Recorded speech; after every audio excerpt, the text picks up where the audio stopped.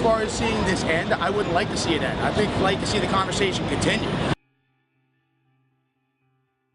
It's fun to talk to the propaganda machine in the media, especially conservative-leaning networks such as yourself, because we find that we can't get conversations on the Department of Justice's ongoing investigation of News Corporation, for which you are an employee, but we can certainly ask questions like, you know, why are the poor engaging in class warfare? Now, after 30 years of having our living standards decrease while the wealthiest 1% have had it better than ever, I think it's time for maybe, I don't know, some participation in our democracy that isn't funded by news cameras and general. Take for instance when Glenn Beck was doing his protest and he called the president a person who hates white people and white culture. That was a low moment in Americans' history, and you guys kind of had a big part in it. So I'm glad to see you coming around and kind of paying attention what the other 99% of Americans are paying attention to, as opposed to the far-right fringe who would love to just destroy the middle class entirely.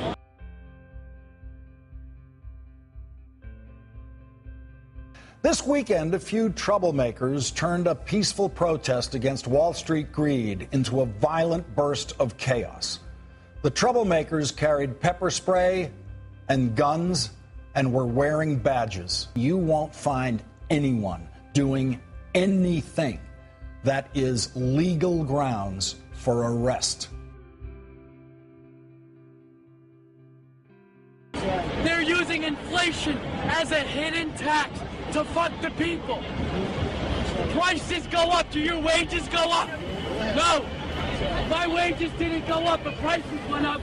Gas goes up, milk goes up, trains go up. How am I supposed to live? $100 in a bank, they multiply that by 9 and they send it out 9 different ways. They don't just make money on the initial investment, they make it 9 times the initial investment.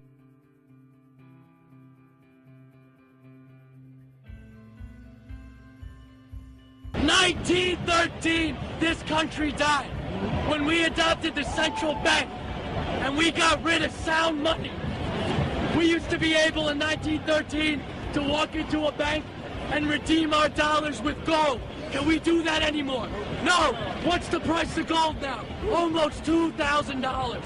It's gone up $600 an ounce this year. It's gonna keep rising. And it's gonna keep rising as long as we have bailouts, as long as we have quantitative easing, as long as our government keeps spending. America was not supposed to be uniform in policy. Each state was supposed to reflect the views and positions of everyone in that state. It is much easier to influence governors and mayors than presidents and vice presidents.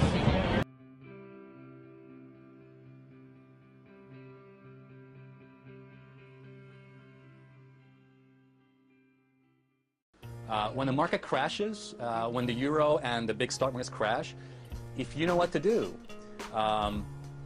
if you have the right plan to set up, you can make a lot of money from this. For example, hedging strategies is one. Then investing in bonds, treasury bonds, that sort of stuff. If you could see the people around me, jaws have collectively dropped at what you've just said. I mean, we appreciate your candour, however, it doesn't help the rest of us, does it, or the rest of the Eurozone? Say this, listen, I would say this to everybody who's watching this. This economic crisis is like a cancer. If you just wait and wait thinking this is going to go away, just like a cancer, it's going to grow and it's going to be too late. What I would say to everybody is get prepared.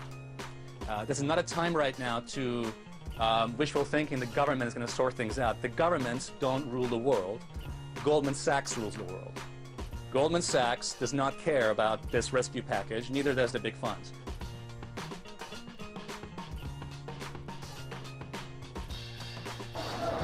Someone in the media just asked me, who organized this? Who organized this? We did. The people. And I said, they organized this. They organized this.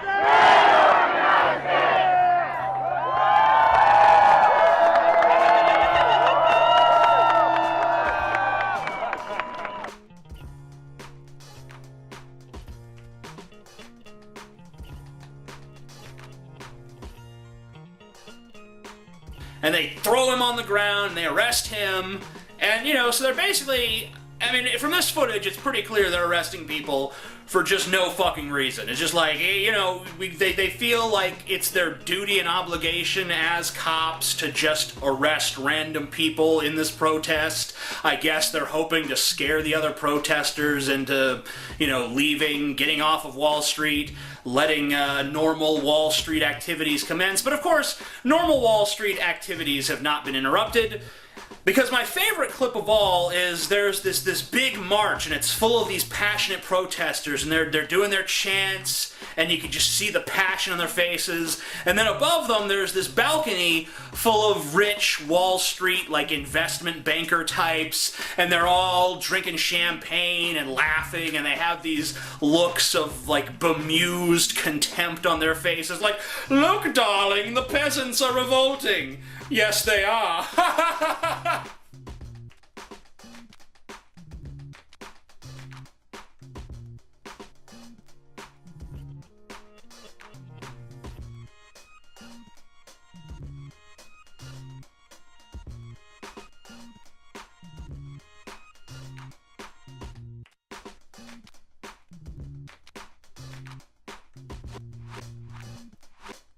I will not be celebrating July 4th.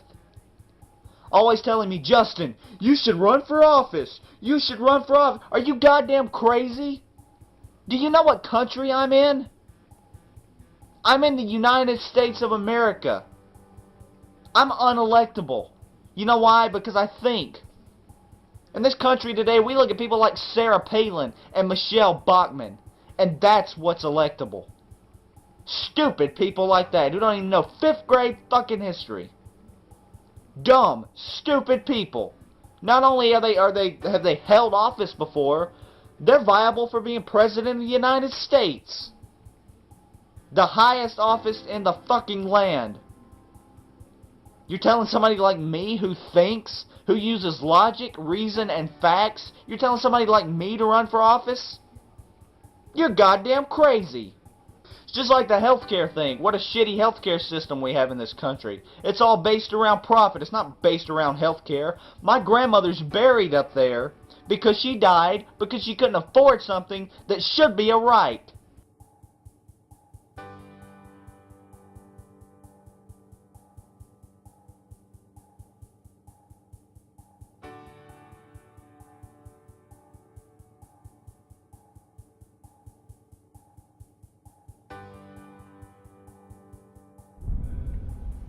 This was meant to be the first post-ideological generation, right?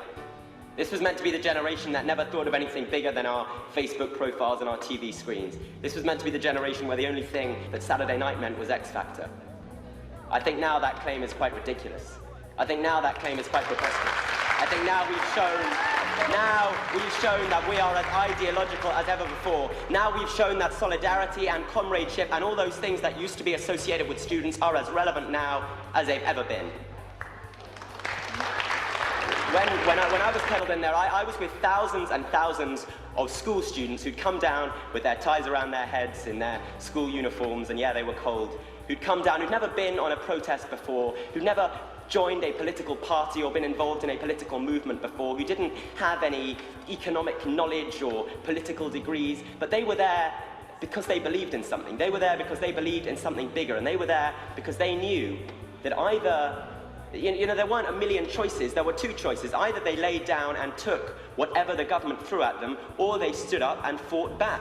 And so those school students who'd never been involved in anything before stood up and they fought. Well, let the word go out from today, people said. Let the word go out about next Tuesday. Let the word go out about next week and next month and next year that they can't stop us demonstrating. They can't stop us fighting back. And however much they try to imprison us in the streets of London, those are our streets, and we will always be there to demonstrate. We will always be there. The message that goes out from last Wednesday is very clear. We are no longer that post-ideological generation. We are no longer that generation that doesn't care. We are no longer that generation that's prepared to sit back and take whatever they give us. We are now the generation at the heart of the fight back. We are now the generation that will stand with everyone who's fighting back.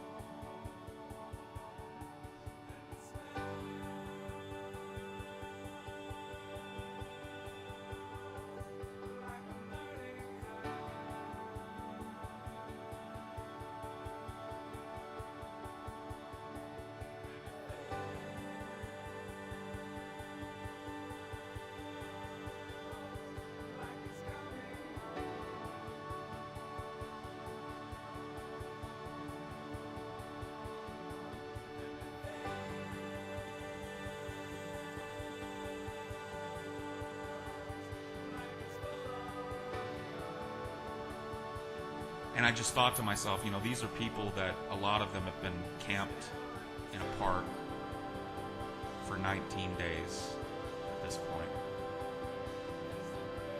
A lot of them have been falsely arrested, beaten by the cops, hosed down with pepper spray, corralled like animals. Every time they try and put up so much as a tarp to cover themselves if it's raining, or to shield their electronic equipment from the moisture, the cops storm the park and tear their shelters down. And here they are, in these horrible circumstances, gathered around, smiling. We've seen it over and over again, what happens when a group of people catch wise to this and decide that they're going to protest. And if they show up with enough people and their voices are loud enough, guess who shows up right afterwards? Here come the cops. Here come the cops, who are paid with our tax dollars, who are charged with protecting and serving us as citizens of this country, as citizens of the cities that this protest is going on at. And these cops show time and time and time again who it is that they really protect and serve. You show up with enough people, with loud enough voices, with an incendiary enough message, and here come the fucking cops in full riot gear, with their shields and their spit masks and their bulletproof vests and their clubs or weighted batons and their giant industrial-sized cans of pepper spray, and they're going to beat the shit out of you. They're going to run you over. They're going to hose you down with chemicals or high-pressure water cannons until your spirit is broken and you go home. And you want to look me in the eye and tell me there's not a war going on in this country.